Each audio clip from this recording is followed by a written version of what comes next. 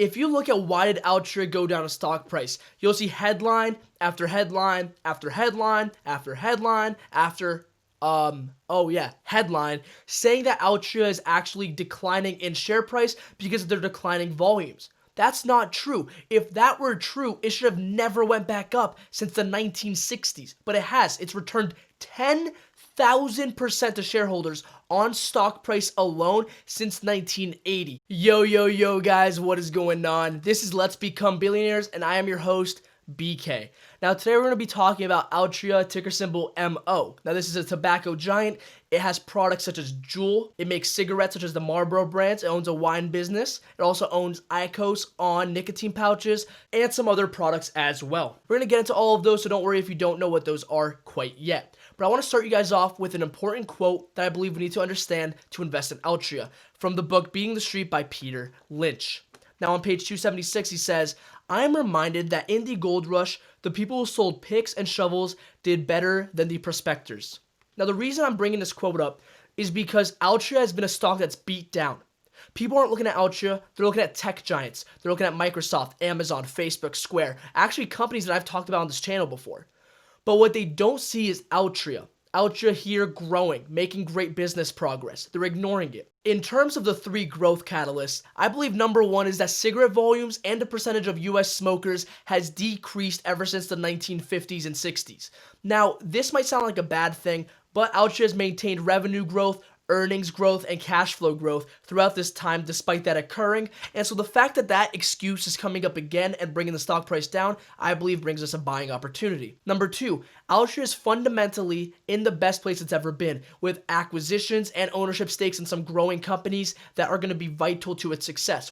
The third reason that I'm bullish on Altria is because nicotine is going to become more necessary as AI replaces our jobs and people lose their jobs, and as the pandemic goes on. Now, even if the economy becomes better, I still believe that there's some use for it because now the tobacco products are subtle. By being subtle, what I mean is you can use these products without other people around you noticing you're using them. But we'll get into more depth in a little bit about that. So let's start off, guys, with the decline in cigarette usage. Now, if we look at the percentage of the population in the United States that use cigarettes, we see that it dropped from 45% in the 1950s to now about 18%, but it's a little bit lower because the graph only goes to 2018. Now you might say, well, BK, this is horrible. How is this a growth catalyst? Well, you would expect that their revenues and earnings have been declining ever since the 1950s. Well, that's not actually true. In fact, their revenues and earnings have been going up every single year.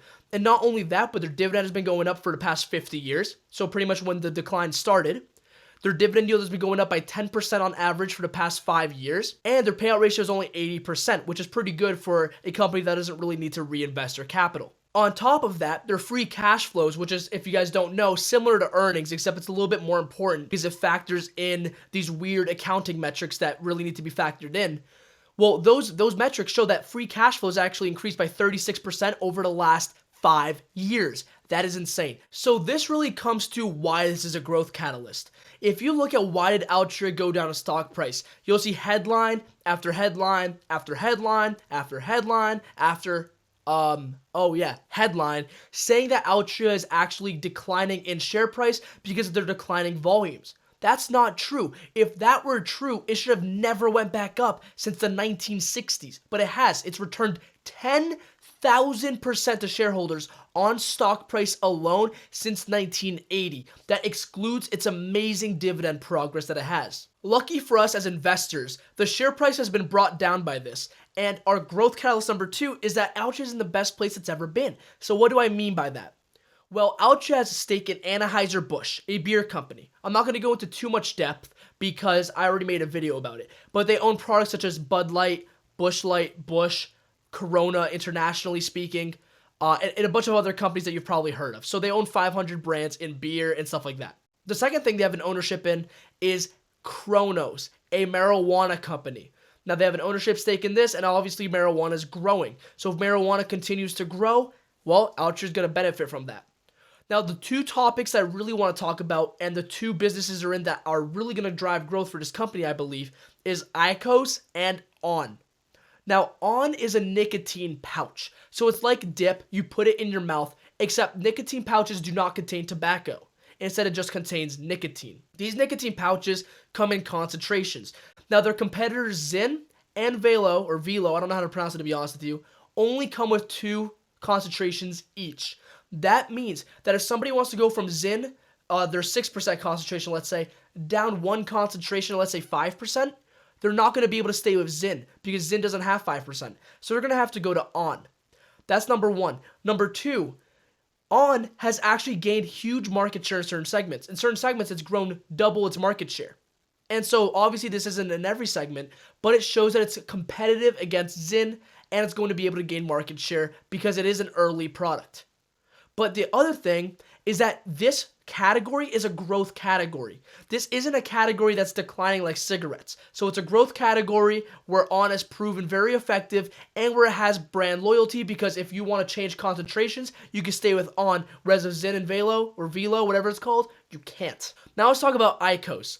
IQOS is a heated tobacco product. So what IQOS does is it heats up tobacco so that you can get the taste, but you're not inhaling combustible smoke. Now this is great because it's regulatory friendly, because kids can't use it to smoke marijuana out of it, so it's probably not going to be ruled out or made illegal from the FDA for whatever reason. But number 2, people who are trying to quit cigarettes can move to this product. So people who might be leaving cigarettes, wherever it might be, they might actually go to IQOS and say, hey, I love this. But that's not even the best growth factor. The best growth factor is that Phillip Morris, a company that used to be a part of Altria, but now is the Altria of the international space, essentially, sells this in Japan. And in Japan, what they've seen is that the margins are 30 to 50% higher than cigarettes. So if we can assume that Altria has similar margins with the IQOS product, we can assume that their cigarette volumes can continue to decline and even make it more profitable if it actually replaces cigarettes. So this is something that's huge that no one is talking about. Why is no one talking about IQOS? The other thing is that IQOS is discreet. It's a little bit healthier, so people might use it a little bit more than, let's say, cigarettes. I think this is going to be a huge growth opportunity. I, guys, completely forgot to mention something. Whoa. IQOS is only in 2 cities in the United States. They have hundreds of cities.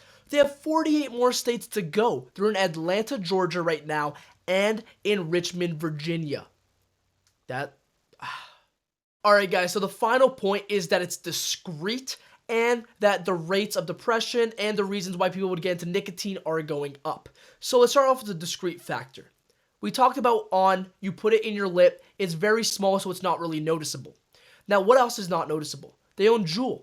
I don't know if you guys know this, but there have actually been many documents, or actually many articles as well, that say that teachers saw their kids smoking in class. Now you might say, well, they got caught. They got caught, but it was discreet enough for them to think they can't get caught. That's the point. Because when you smoke a Juul, there is no smoke coming out of it until you inhale. And even when you inhale, you can zero it, which means you inhale the smoke for so long that you can't breathe anything out. Now, the only way these teachers found out is because when you hit an e-vapor product like that, it has a light that flashes up, and the teachers noticed that there's a blue light coming through their hands when they were sitting like this. Now, the discrete factor isn't good in terms of, kids smoking it.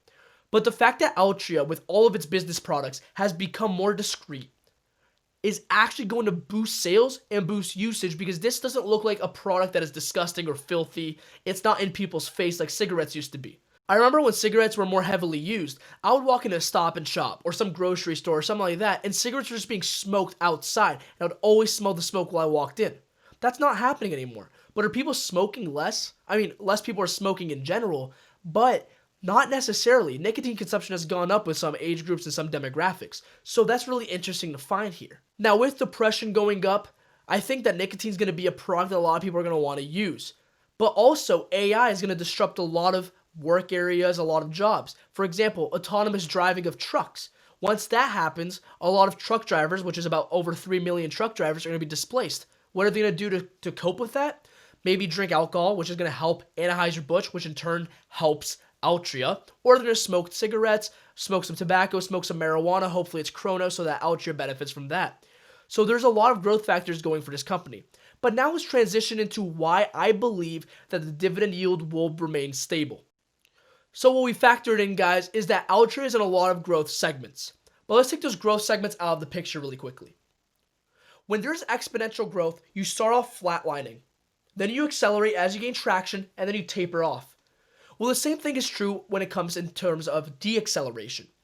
First, some people start to stop smoking, then more, and then it tapers off.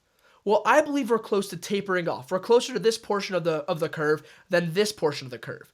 And so the fact that it's at 14% or 15% of the US population that smokes now, I don't think it's going to zero anytime soon. That's the point. I'm not concerned. Now, in terms of profitability, they've managed to be profitable, even despite the declining volumes. But now they also have these growth companies. They have IQOS, Anheuser, Busch, which is growing, and I already did a video on that. I'll flag it up. The point is, these companies have better margins than Altria and its cigarette business. If that's the case, well then who cares about everything else? In addition, their volumes in certain areas are actually increasing. I'll pop up some screenshots of volumes that are increasing in Altria's businesses. If volumes are increasing, if the margins are getting better in these new products that are growing, and they have some growth inside of them, and they've already dealt with the decline in cigarette volumes in the past for many decades, what says that the dividend's going to stop now? Who's saying that they're going to go bankrupt now? Who's saying that they're going to be unsuccessful now? I'm not. I'm going to take advantage of this, guys, and I'm going to make sure that I'm not the person looking for gold. I'm going to make sure I'm selling the picks and the shovels. Guys, I hope you've enjoyed this video. If you have, please smash the thumbs up button down below, hit the subscribe button and the notification bell. I hope you guys are doing very well and staying healthy during this pandemic. This has been BK of Let's Become Billionaires. Bye-bye, guys. Have a great day.